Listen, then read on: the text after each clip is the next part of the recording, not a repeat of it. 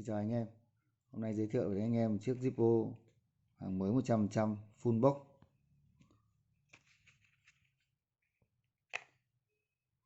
Chiếc Zippo này thì là có vỏ là cốt đồng, mạ phủ sơn xanh bộ đội, màu xanh bộ đội. Chiếc Zippo này thì có chủ đề là bộ môn bóng bầu dục, một môn thể thao rất được yêu thích ở nước Mỹ. Cái này thì sản xuất ở tháng 8 năm 2015. Chữ dập rất sắc nét. Phủ sơn màu xanh bộ đội các bạn nhé.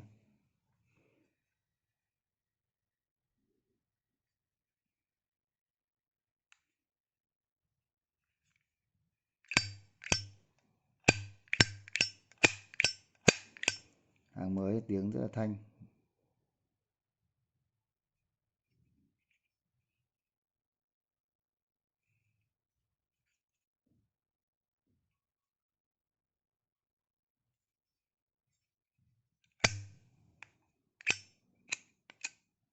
Bánh xe nhạy lửa.